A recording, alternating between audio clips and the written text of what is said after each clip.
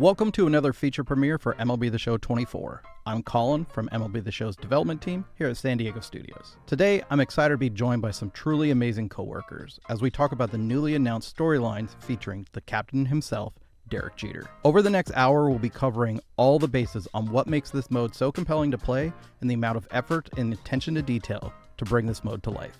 Like I said, we're going to be covering this mode for the next hour. We're going to be showing off some gameplay from the mode.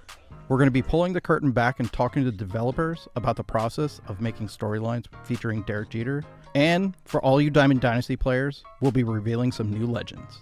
So grab a beverage and some snacks and get comfortable. And for those watching on Twitch, make sure you claim those drops for MLB The Show 24. And shout out to everyone who's live reacting on Twitch and YouTube for this feature premiere. We appreciate the passion.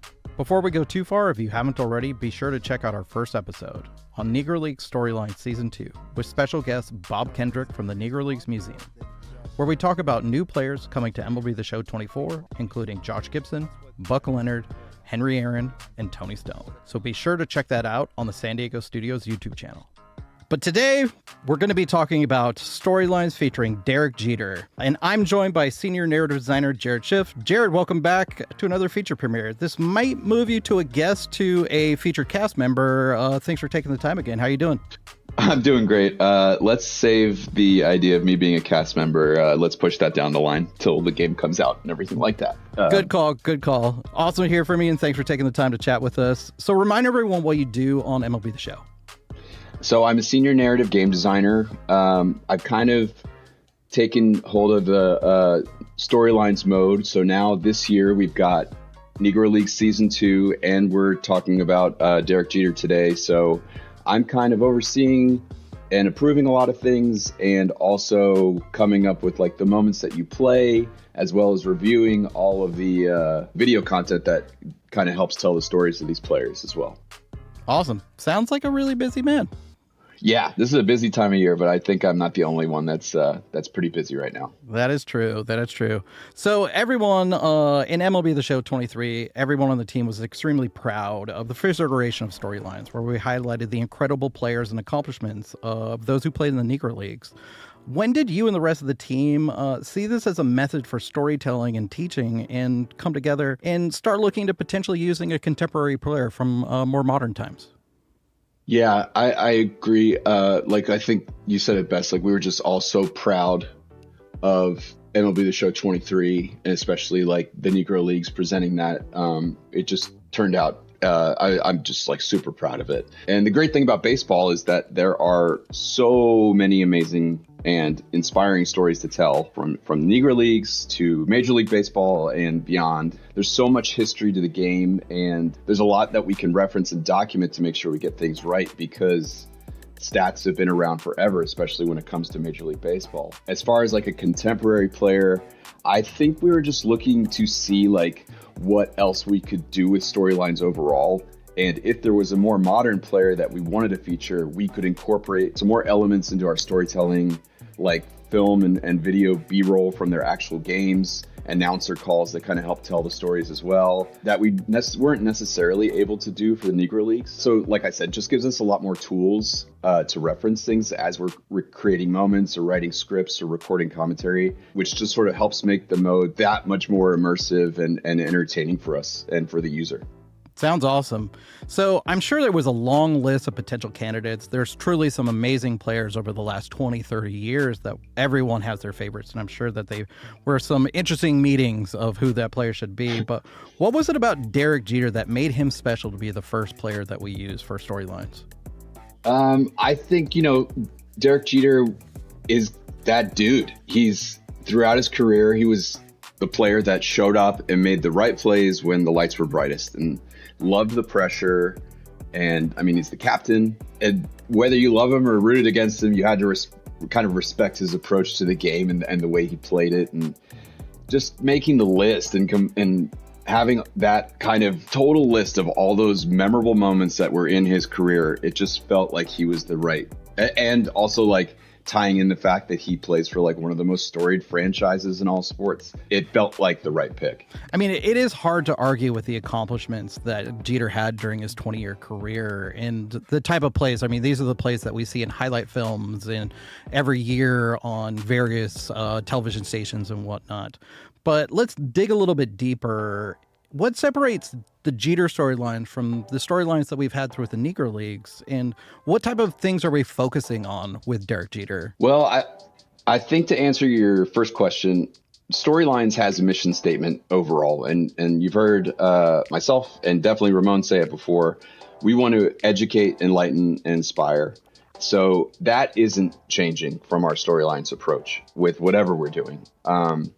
I personally like to think Storylines is a hub where you can kind of experience different types of stories, but they're all approached with the same heart, care, and effort from our team and our entire studio. And that leads to some pretty memorable experiences for people who are playing the game. And we wanted to keep things unique and celebrate things differently. So Derek Jeter's storyline should, and it does, have a whole different visual look as far as videos and the UI experience, which I know we'll touch on later. With Derek Jeter's career, like I mentioned, we're not going way back in the past. So we're really able to use kind of the game clips and everything like that to jog people's memory before they play and sometimes after you play a moment. So you get a real feel for where you are in his career. And, you know, everyone's got that sort of sentimental brain where they can place themselves in where they were watching something when it was happening. And you're going to play his whole career, including some like moments at the plate, but also some like defensive moments in the field. And it all starts with, his first career hit in his second game of his career against the Mariners in the Kingdome. Now, you're speaking my language here. I mean, we're talking about the Kingdome as a member of the Mariners fan club here at San Diego Studios with Drew, Bandy, and Jenny. We're all really excited to hear that the Kingdome is coming back to MLB The Show. Before we move a little bit further with Jeter, are fans going to be able to play with the Kingdome in other modes within MLB The Show? Yeah, we're bringing it back to life. And you can unlock the Kingdome very early on in Derek Jeter's storyline, and you can use that stadium in other modes for MLB The Show 24. You just made a lot of people in the Pacific Northwest really happy to hear that. So back to Jeter. I mean, we talked about the 20 incredible seasons, including 5 World Series championships. Can you give us any other hints about the moments that we'll be able to put in our fans in Derek Jeter's shoes? I don't want to spoil too much, but if you know his career, you know what's going to be in there. And maybe some of the people that are playing don't know anything about it. But there's really some high stakes, memorable things that are equal parts stressful and really cool and fun to play. And, similar to we're doing for season 2 of the Negro Leagues, if you just want to check out the whole story, you have that opportunity to skip moments as well if you just want to see like where his career goes. That being said, the moments are really, really fun. You'll also have the opportunity to play as the other 3 members of the core 4, which were Mariano Rivera, Jorge Posada, Andy Pettitte, and the core 4 were those 4 players that were a part of each one of those 5 World Series championships for the Yankees. So you're going to have some opportunities to do some pitching and some hitting with other players besides just Derek Jeter. So it kind of makes it a whole well-rounded experience. And that being said, Andy Pettitte's huge name. But you're also going to see some other legends pop up as well, and you'll have an opportunity to like earn their cards if you're into that as well. I mean, you just made a lot of our Diamond Dynasty fans really excited to hear about some new legends, specifically Yankees legends coming to the game on top of these incredible moments that people are going to be playing in Derek Jeter's shoes.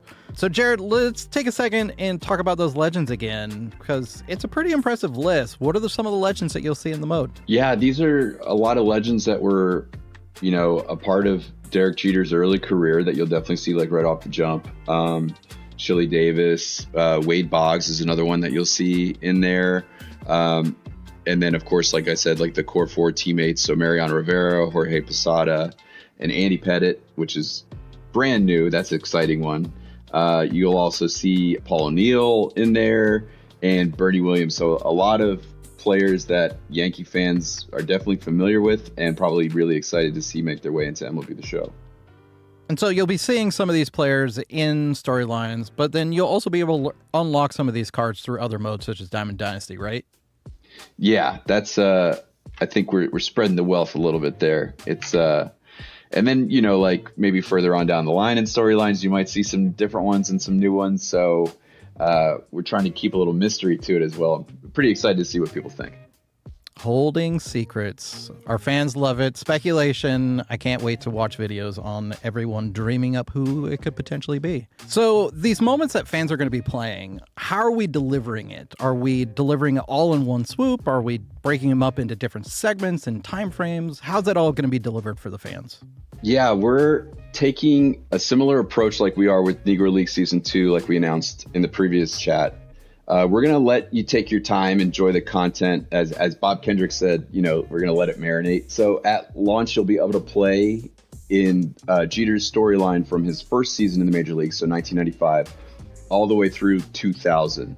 And it's only 5 years, you know, just looking at it, but it covers a ton of memorable moments. And then if you're just like super antsy to play the second half of the storyline, so 2001 to 2014, you don't have to wait very long at all. I'm talking just like only a few weeks after launch. Cool. I mean, it sounds like fans are going to have a lot of content in that first kind of like 5 or 6 weeks to really enjoy the Jeter storylines. Let's dig a little bit deeper into some of the work that went into this, specifically the work that you put into this. So I'm sure the researching, the writing on a player such as Derek Jeter, what were some of the details that you learned during this process? Yeah, I mean, that part's a lot of fun. This is the stuff that sort of brings me back to my sports television, like producing days, where if you've got a topic or a player that you're doing a piece on, you just research them to prepare for like an interview or piecing together a story. Well, one of the things that's really funny is he finally told us like why he wore number 2. It's not like he picked that number. It was just like the smallest size uniform that was available. And I just loved that information. But then, you know, my big takeaway from it was I was super impressed and amazed by his approach throughout his career. He did not take a lot of time to do any celebrating, always sort of focusing on the next goal or the next season or the next series. It's super exhausting when you kind of say it like that. And he says in the video he had no regrets because he probably wouldn't have had the career he had without that mindset. And that was something I took away from, like, you know, these stars, you know, and they're all over different sports like that too. But these are the, you know, they had to have a certain, in addition to being like a fantastic athlete, they had a certain style of preparation and a mindset and an approach that really made them shine. Totally. I mean, we hear it with some of those top tier players, just that mentality that puts them one step ahead of the other competitors. Now, with all the writing and all the work that went into this, we had the actual subway, and we built an actual subway car in the mocap stage. And with some movie magic, it looks incredible, and people will be able to see that when they play the mode for the first time. What was your first thought seeing that in reality? And also, what was it like sitting next to Derek Jeter during those recording sessions and talking with him, as well as like reciting lines with him and stuff? Yeah, the subway car was super cool. We wanted people that are experiencing the mode to kind of feel like they were in New York on the subway, hearing these stories, you know, like in his career. And, you know, something cool that Jeter said was like that he stressed how much the fans really helped push him to never settle in his career. He said that's why he got along with them so well, which I loved. And what better way to kind of give a shout out to the fans, you know, than to have like his story told on the subway, because that's how fans sort of get to the Bronx. You know, you either taking the B, D, or 4 train. So to have that built for the storyline to kind of like, I mean, it turned out even better than I imagined. The funniest thing was after we were done filming it, and you know, they're talking about maybe disassembling it or taking it apart or something like that. And then I came in to do the Negro League Season 2 feature premiere, and I looked to the side, and right as we're getting into the room to shoot, it's right, the subway is like still intact and just a part of like San Diego studio now, which I think is just, it's the best. I love it. But then, like, to answer your second question, like sitting with Jeter, interviewing him, it was a blast. He's so quick-witted, and his answers were really thoughtful. They were really thought out. So, you know, as a video producer or somebody scripting content, it's like Christmas, because you have so much good stuff to work with and to put this together the way that you want it, and kind of hearing how he felt about certain moments in his career all the way through. Now, I mean, you do have the history of working at the network and stuff, and meeting athletes is probably not new to you, kind of a thing. But what was it really like meeting Derek Jeter? On a scale of 1 to 10, how nervous were you? I think as a fan of baseball and of the Yankees, it was a 10. It was exciting. I think, you know, when you put your work hat on and everything like that, you get that adrenaline rush of asking questions, and then you get some of those great answers in return. You get goosebumps because you're like, oh man, this is really going to be, that's exactly what I wanted him to say, sort of thing. So, you know, knowing you have a really great story to tell, I could tell right away that he was as interested as we were in getting his story told right, and, you know, getting it done in a really entertaining way.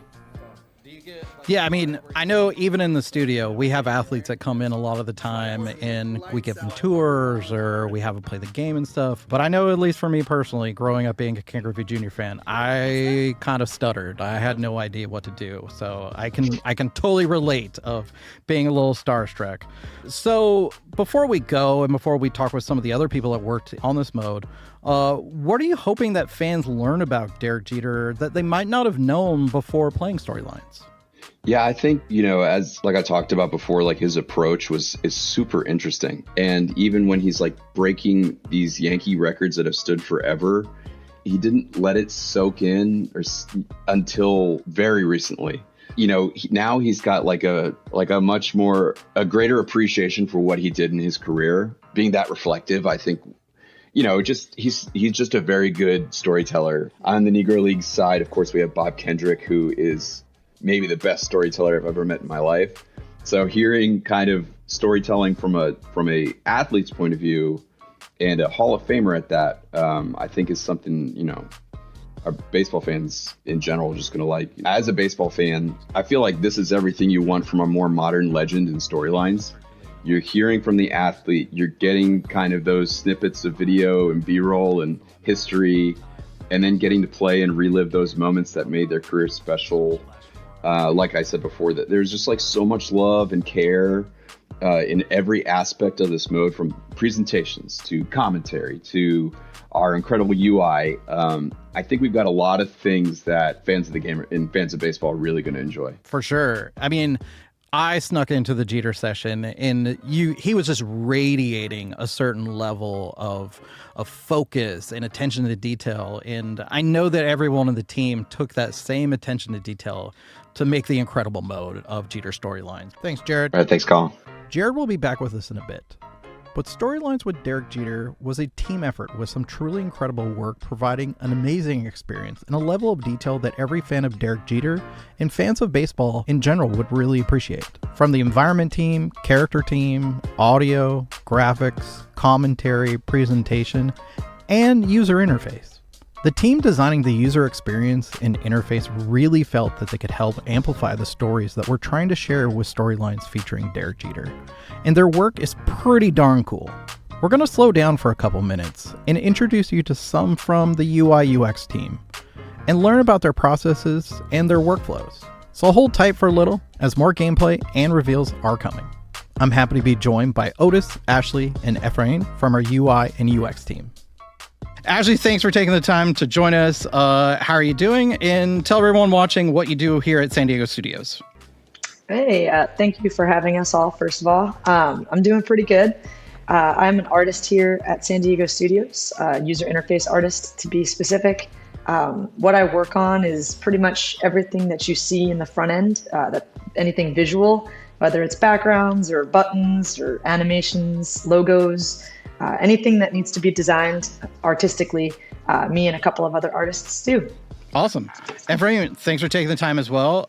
Could you tell people what you do on the team here at SDS? Yeah, sure. Thank you for the invite. Super happy to be here. I'm a user experience technical designer. So basically, I take all the amazing designs that the designers put together and all the wonderful art that Ashley and the team create and make them work in game. So users can actually see and engage and interact with all the amazing UI work that we planned and we execute. Excellent. Otis, great to have you join us as well. Same question to you. What do you do here at SDS? So I'm a senior staff UX designer here. So my job is to figure out what will be the best experience for users, how to create something that they can use that will be intuitive and fun, and to plan that whole thing out, design that whole thing out, and then hopefully work with Ash and the other artists to make it real and into the game. Cool. Let's take a second to actually talk about that process a little bit. As we have user experience, we have user interface, we have technical design, all in this talking together. How does that overlap work with each of your skills? I'm sure that a lot of you share some of the same skills, but some of you have specific ones. What's the loop like of working as a team together? What's really great at SDS is we are really collaboration focused.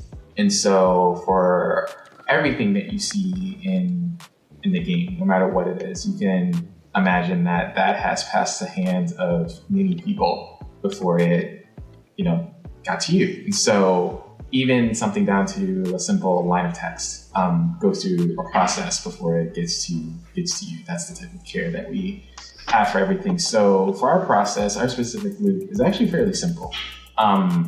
UX and game designers, system designers, we work together to create an idea. We work together to create the workings of what would be really great for users. So for an example, there's a Metro card in the Jeter feature that we wanted to create as sort of the entryway into the mode.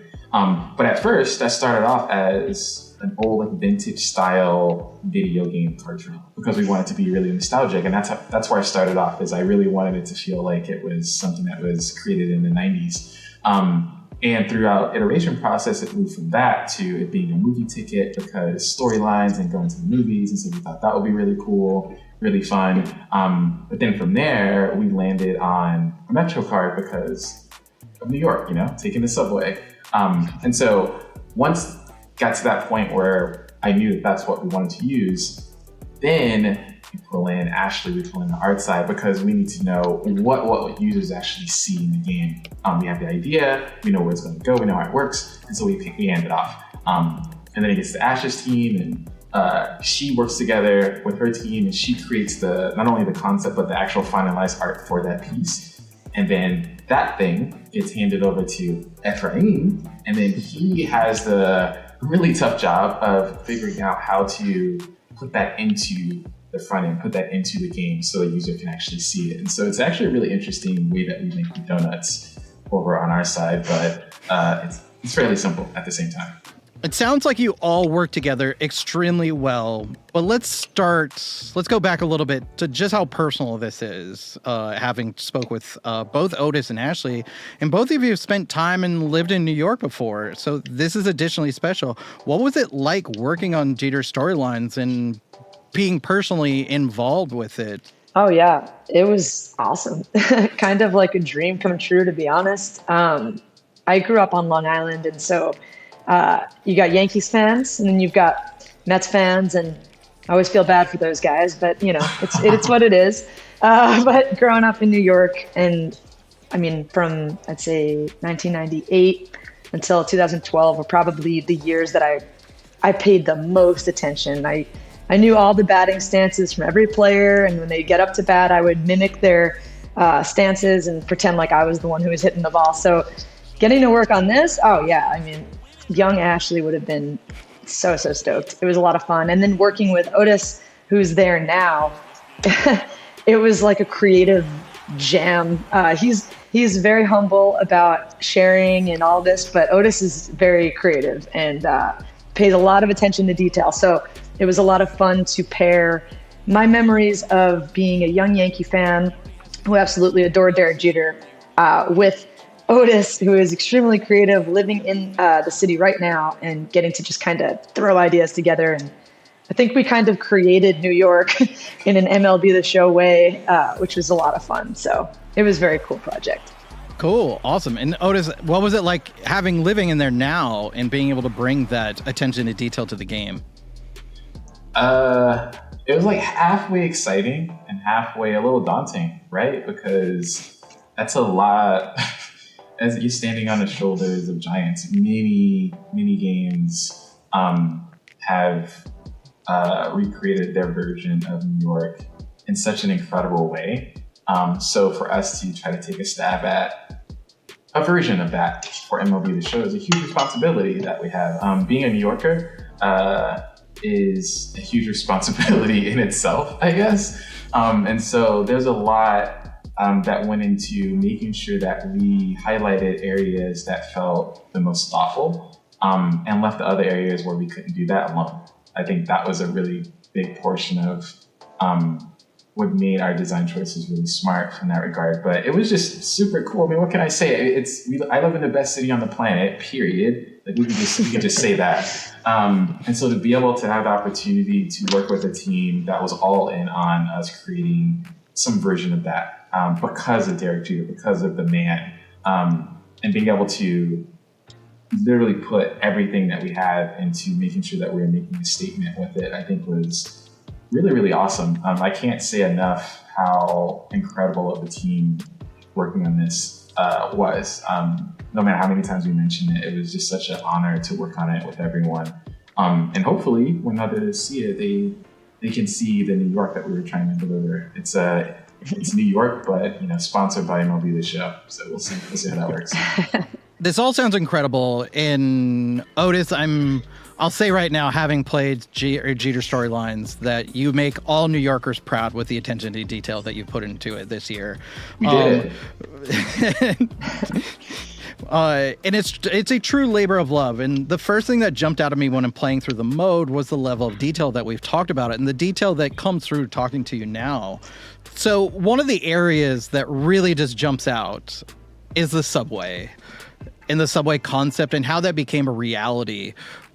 What was the reasoning of picking the subway to use that as a mechanism to convey New York to our players? And how did it come from concept to actually being done? Otis, give us some insight on that. Well, I feel like, we have to call out a few members who aren't on this call. Jared, who's the narrative designer on a specific feature. The team kind of came with the idea of the subway sort of in hand. How we were going to do that or how we were going to represent that could be in a myriad of ways. But I remember the sketch from the design team was a white sheet of paper with a line for the subway with a few notes on it. And that was sort of our jumping off point. We knew, and I think Ash and I have actually talked about it before because there are hints of it and, hints of Jeter maybe. And we're thinking, well, if that actually happens, you know what we're going to do. It's going to be crazy. And so that was our starting point, just that sketch. And so I had, strangely enough, a year ago when we were talking with the storylines team about bringing Negro Leagues into the game, some of my earlier sketches there had a Super Mario World map because we were thinking of ideas around different ways to navigate, and so something to keep it nostalgic. And so that was always in the back of my mind. And when this came up, when we had the idea of the subway, I wanted it to feel diegetic if possible. And so you'll notice that as soon as you start the Jeter feature, you're You're walking down the subway. You're in the subway. It feels like you're actually there. That was a huge choice because we wanted it to feel like you had escaped the show as you knew it. You had literally gone through a portal, and now you're in a completely different landscape. And so that's sort of where it started. And we really wanted to find a way to give you that sense of a little bit of waiting, a little bit of grit and juice, because New York has that sense about it. It's been worn, it's been lived in, it's constantly being lived in. We wanted you to feel like you were part of that, from the sounds, from some of the lights flickering, and we definitely wanted it to feel like you were entering into a new mode every single time you completed milestones. So, which is why every year, every stop has a completely different art treatment done by Ash, done by the team. We wanted to gift you things just like you would get if you entered into the subway in New York, and there's all of a sudden a new mural that you didn't see 2 days ago. Where'd that come from? Who did that? I think that type of joy that we get as New Yorkers living in the city, there's always someone willing to make their mark every single place. Someone wants to carve out that they've been here, like I was here in New York. That's really awesome. And so we wanted to do that and create a space for our team to really flex and do that on a much grander scale. And they pretty much killed it. Awesome. I mean, the attention to detail is pretty incredible that the team has achieved with this. And the subway, the first time I played it, was pretty incredible. But going from concepting to actually working in game, like Ephraim, you put in some amazing work into the stuff that you did. Tell us a little bit more of what was it like hearing these requests and these concepts, and what it took from your side to actually make this stuff a reality. Yeah, so I can begin saying that this was the biggest technical challenge I've had since working on MLB The Show. I joined the team and I started seeing these amazing designs and hearing all these great ideas. And I started feeling the pressure of like, if I can't put this together, like none of this great stuff they're talking about is gonna make it to the players. So even though like at the beginning I was a little bit nervous, I took it as a personal challenge and it's like, we're going to make this work. And we started our research. We started doing a bunch of prototypes. And every time we got like one tiny bit working, I was super excited, sharing it with everyone. Everyone was super happy. It's like, we're getting there. First, we worked on the subway portion itself. We got that working with the amazing art that Ashley was making. And like, I was super happy about it. But then the big thing was the map itself. I know that we wanted to recreate that retro game type of map that people have played before, navigated before in other games, but we'd never done anything like that in our game.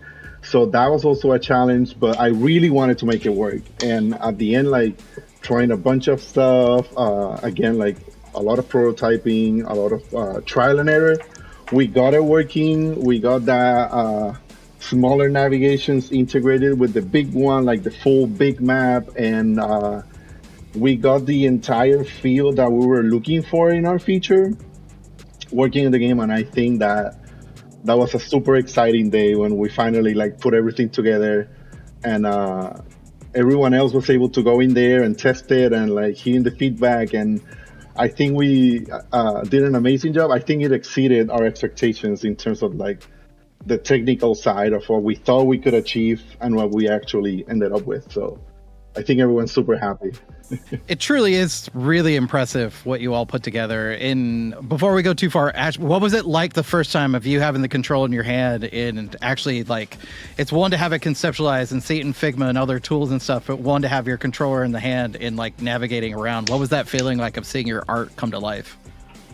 Oh, that was cool. I wanted to screen record the whole thing. I was like this is awesome. And even though I'm like, I could just play it again. I don't know why I feel like I need to record this, but it is really cool. My previous experience on other games in the past, we used to make these little maps. And this was just that on, a whole nother level where we're making a world basically filled with miniature maps. And so it was really, really exciting. More than anything, I'm looking forward to seeing what my brother has to say about it. I haven't given him any hints or anything yet, so that'll be when I really know. Awesome. I mean, having played through Summit Cheater storylines, the old school influences are clear and the overworld navigation is incredibly awesome as someone who is more of an elder gamer at this point and touching some of those strings of my past gaming years as a kid and stuff. But let's move over to Easter eggs. I mean, we talked about how passionate this is for all of you and to add things in. And what are some Easter eggs that only a New Yorker might pick up on without spoiling anything? Like, what are some of these things that you all threw in there that either is really interesting or something that only you would brought in the table or something that you wanted to add yourself to put your fingerprint on this mode even further? Ash, let's start out with you. Oh gosh. I mean, there's a lot of graffiti art that we did in each chapter screen.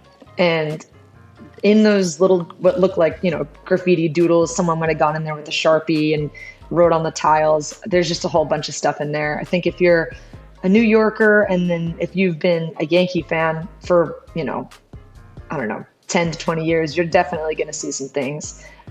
We put a bunch of stuff, like there's some illustrations in there that Otis actually gave to us as well, that include New York City's mascot, which is a pigeon. There's some other things. You got to have to find him, but he's in there. Some nods to good cuisine choices in the city as well.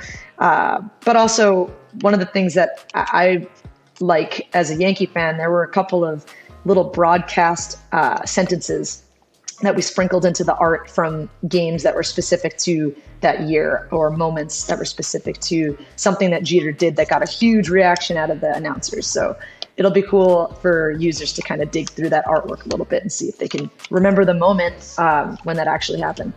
Awesome. Everett, how about you? Was there anything that you put into this of your own desire or putting your fingerprints further into the game? Well, I was more on the support side in terms of like those, but especially on the subway, people are gonna like notice that, oh, this looks like a real subway. They will see like all the details. They will see like even the tiniest stuff, like even the dirt on the wall is like, oh, it looks like a real subway wall or something like that. We have talked about adding, a few extra things. Some of them made it. Some of them were lost along the way. It will live forever in our heart. But it was a super entertaining journey, deciding everything that went into the map, and I know users will love it.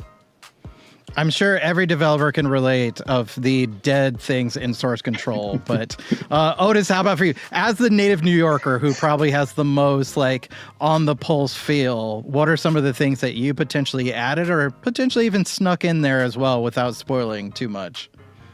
Things that added or snuck in. I mean, I think,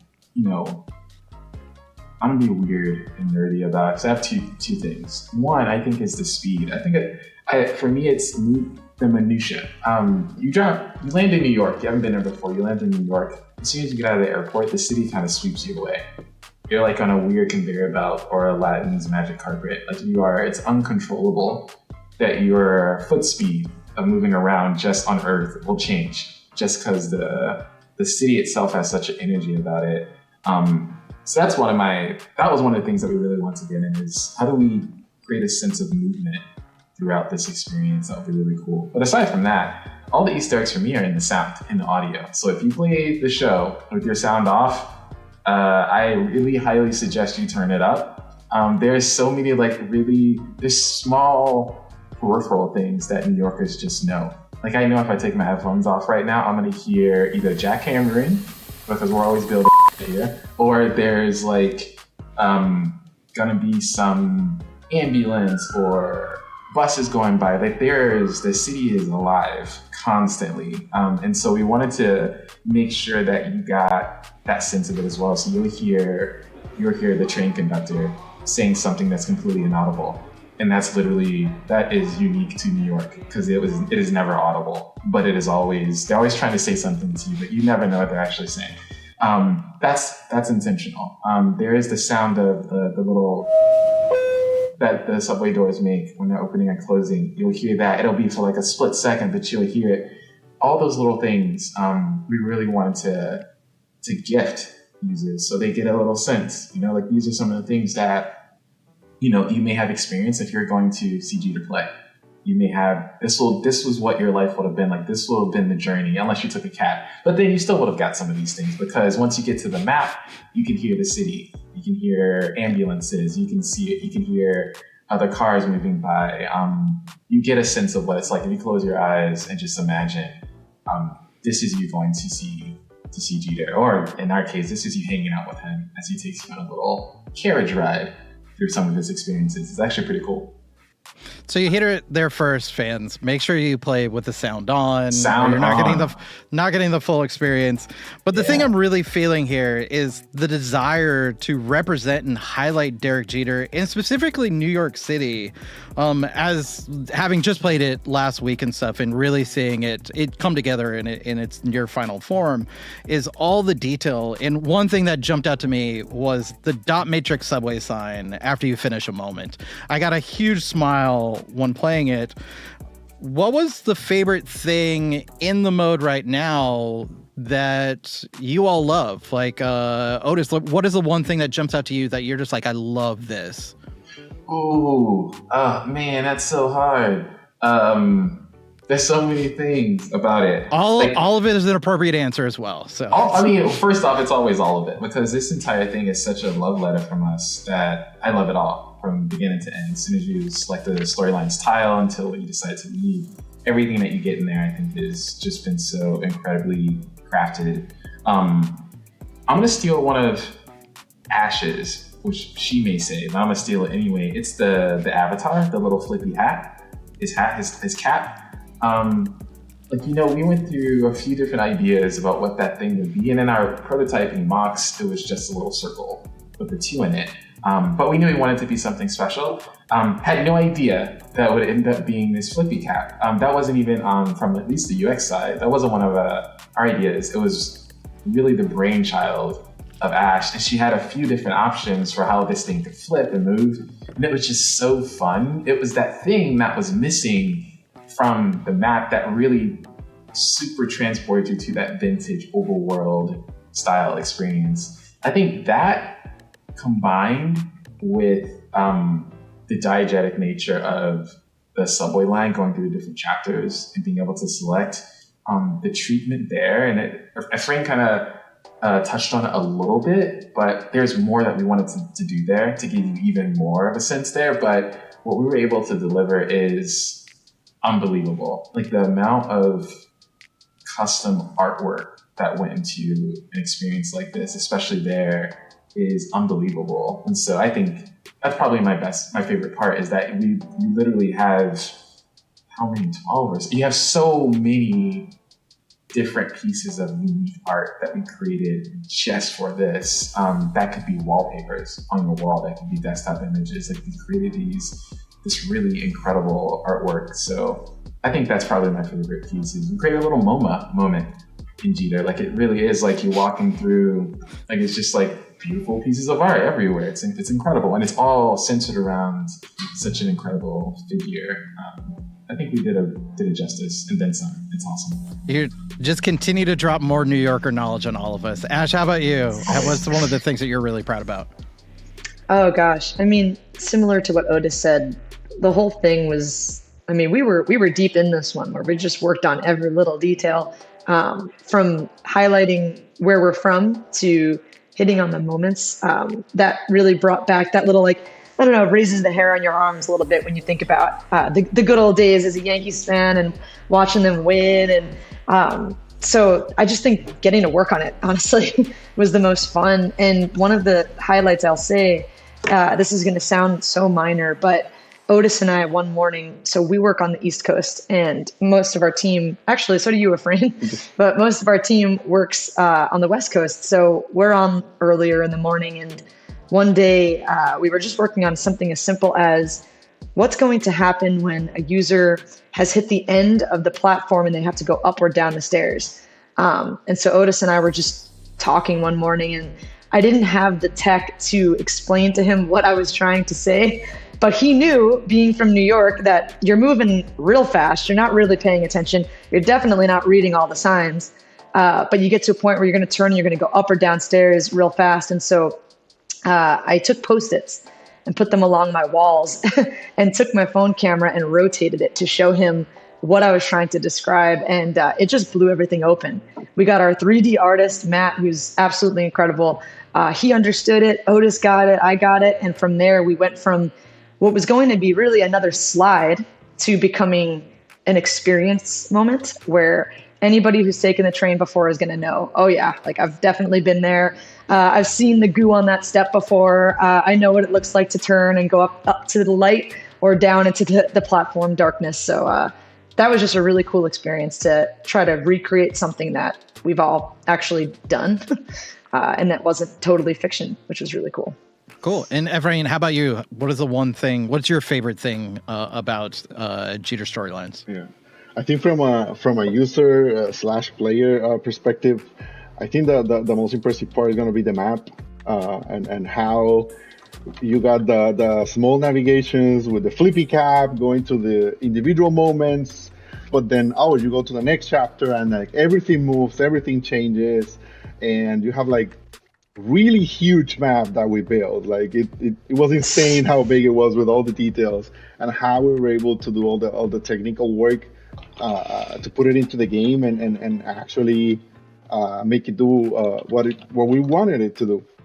And then from the developer side of things, one thing I really liked about this feature is that everything was made from scratch. Like, I don't think there's a single piece of UI that we are reusing from the rest of the show.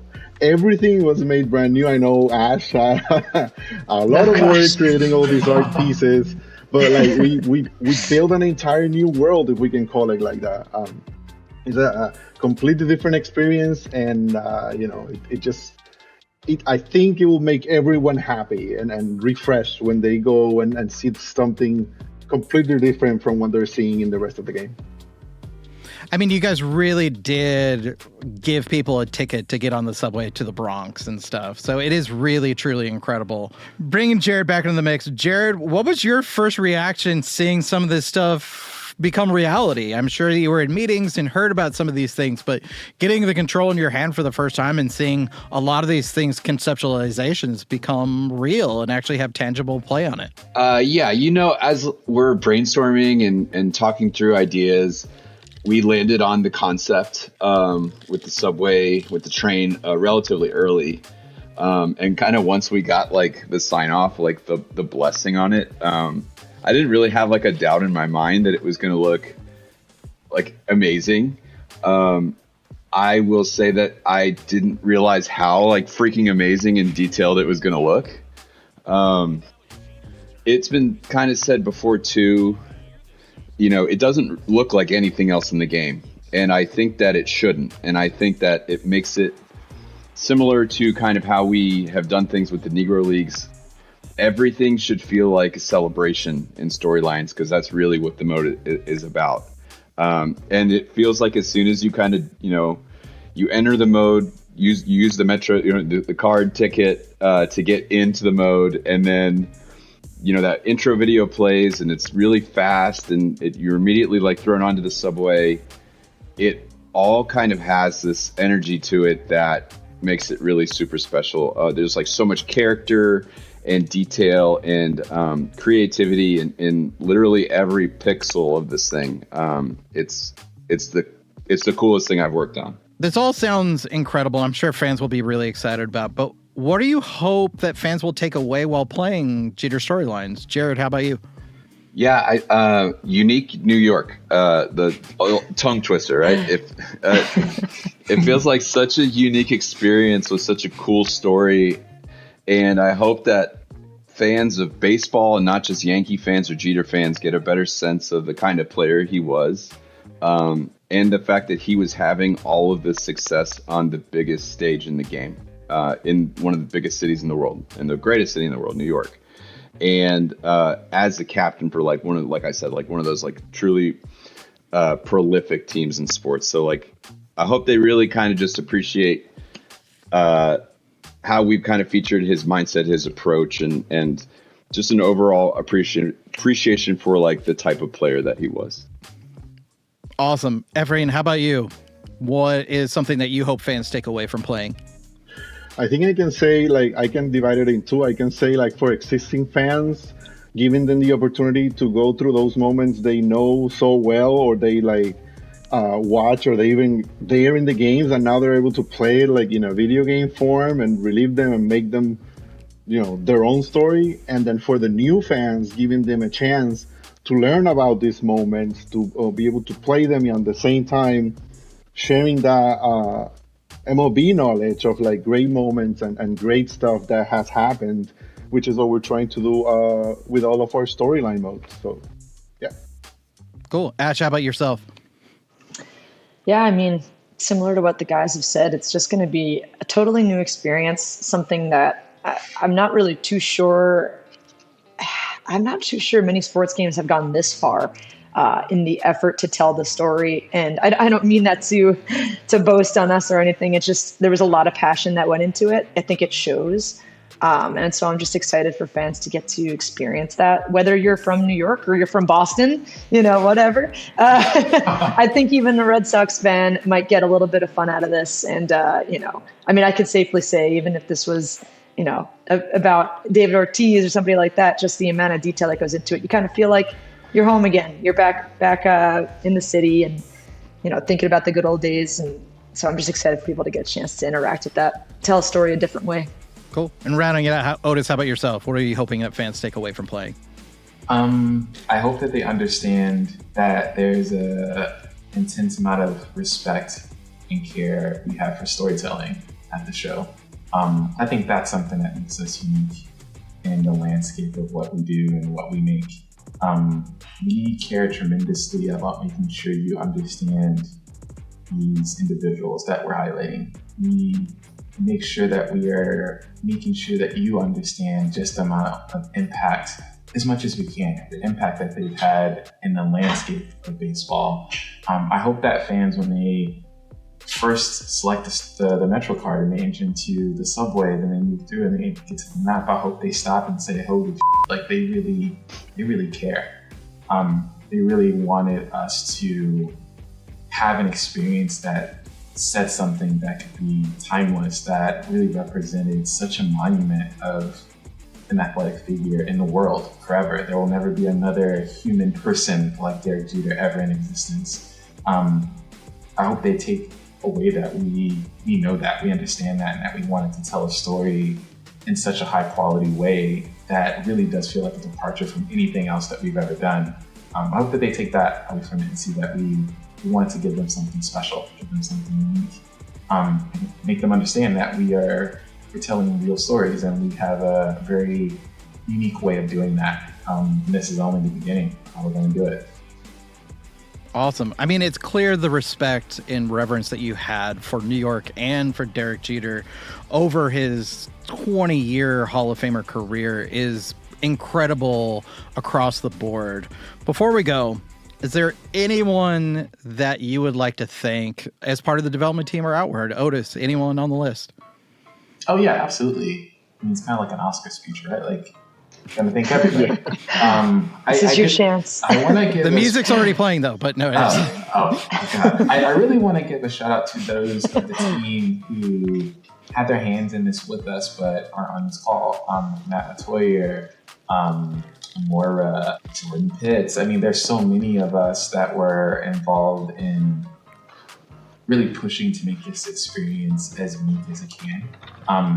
And really giving everything that we can to it. I know that everyone on this call has spent extra hours making sure that we're able to get just one extra thing in that isn't necessarily needed, but we know someone out there in the world is going to see it and smile a little bit, so we do it for them. Not everyone's going to understand what we put into this, but there are members of this team that are on this call who also put a lot of their blood, sweat, and tears in this. So I hope everyone realizes it's not just us, like we are the representatives of huge portions of this, but a lot of the team went to bat to make sure that we were representing Derek Jeter well. So shout out to the studio, to SDS for trusting us to do this, trusting us to take a swing like this, because it could have went many other ways. You see the rest of the game. We had many other ways we could have done this, and to a Frame's point, we didn't use anything. So to trust us to deliver something new and unique is a huge shout out to leadership and the trust that they have in our team to create something awesome. Cool. Efrain, how about yourself? Anyone you want to give a shout out towards? Yeah, like same as always, the team. I could have not asked for a better team to work on, like on this feature. The amazing communication that we had, like every single day, sharing what was happening, sharing ideas, fixing things that, oh, this is not working, how we fix it, and like putting our old minds together to make it work. Working with Otis and Ashley was amazing. Just seeing and taking a peek into their brain and how they work and the amazing things that they come up with. That was really great. I want to say big thanks to our software engineer, Alec, who, as we are talking to you, is actually in the feature, adding stuff, fixing stuff, moving stuff, making it great. So he's been like an amazing engineer, and everything works because like he was doing his magic behind the scenes. So big thank you to him. Everyone else in the team, like if we're gonna say all the names, I'm gonna forget one, and then other people are gonna be sad. So the entire Jeter Storylines team did an amazing job, and of course I have to say, my family, my friends for supporting me. So thank you everyone. Really, really happy and really proud to be part of this amazing team. Awesome. Ash, how about yourself? Yeah, I mean, again, just to riff off of what Efrain and Otis are saying, there was a lot of people that made this reality. I would say Jared and Otis, like you guys took this thing from just a little thought bubble in one of your minds and managed to break it down into a beautiful wireframe, one that was unlike any that I had seen, and it really allowed for creativity to thrive, which, I mean, that in itself is a major accomplishment from the both of you guys. I mean, we worked on everything from the large scale all the way down to what words are going to be written on the posters that are inside of the artwork, and so I think there's a huge pat on the back to you guys for going through from start to finish. Efrain, of course, hey, lots of endurance was shown here from putting things together that we've never done in the game and having to figure that out. You did a fantastic job communicating with everybody throughout that process, and then managing to stick with it even up till these final few weeks where we're still getting little bugs here or there, and you're still able to move forward and get them done. It takes a lot. So great job. And then like Otis said, Matt and Moira, they're the other artists that I work with, and they're absolutely, incredible. Nothing that is produced from the art side ever touches one set of hands. It's always all three of us, whether we're just chatting it up or we throw things into each other's computers and kind of do a kit bash, but they did great work throughout this process as well. And lastly, I'd like to thank Derek Jeter for a fantastic 20 years and an absolutely wonderful childhood growing up watching him. So thanks, Jeter. You gave us something to work on, and I think users are going to love it. So I'll take my chance. Yeah, I'd like to add in, I'd like to thank Derek Jeter as well. That's good. Yeah. Actually, you literally took words out of my script right there. I was hoping that Jared would mention it, but Jared, how about you rounding it off? Is there anyone that you want to put thanks towards? Well, naturally, Derek Jeter, number one, right? We have I'm just, I got just working with like so many different groups to make this mode come to life. Chris and Sydney and Jason, Ramon, and Charles Eck, Adam Strain, and all of like the Sony creative team, Luis and Steve and Kyle and Gil and Kirby and Ben and Jordan on commentary, which is so fun to listen to as well. Drew and Noah with the presentations, which are just like out of this world for this mode. Lauren and Adam and Justin and Alec, and then the sound dudes, Kurt, Bandy, and Monty, which kind of also, like Otis said, just really kind of bringing a lot more life into this. And then Ashley Sanders and the live content team. I think I bug Ashley like once an hour with a stupid question that she just like happily answers right back to me. It's amazing. And then these three here and my UI UX friends who are probably so sick of me and my stupid notes by now, but they put on a nice face and they answer my questions and everything. But like I said, just like super, just so thankful for our entire studio that kind of made this come to life, and just so appreciative and ready for people to come and get a chance to play it and enjoy. I mean, I think we're all really excited for fans to get their hands playing Cheater Storylines. It's truly incredible what you all created, and the passion clearly comes through, and fans will love it when they get their hands on it in March. Ashley, Otis, Efron, and Jared, thanks for joining us for this feature premiere. Congratulations, and talk to you all soon. All right, thanks, Colin. Thank you. Thanks, guys. Such an incredible team here at San Diego Studios working on MLB The Show 24. We're also excited for fans to start their ride on the subway and play Derek Jeter Storylines starting on March 19th with early access on March 15th. Head over to theshow.com to pre-order now.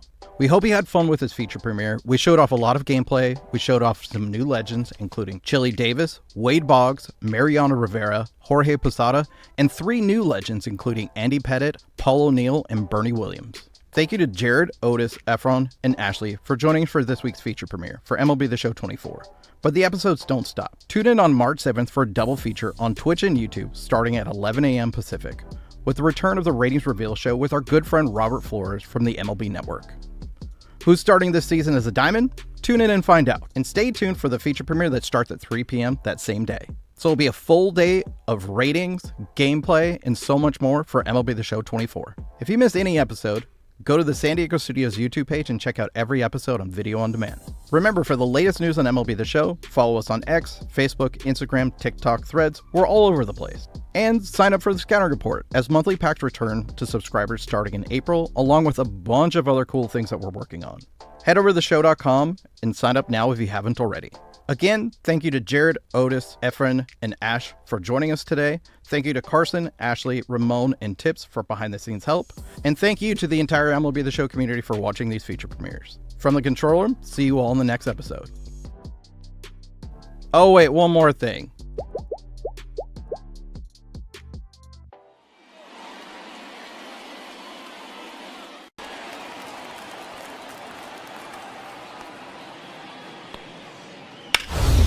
Ground.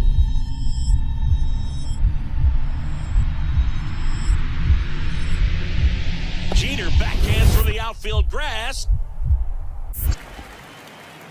Got him! Man, what a play!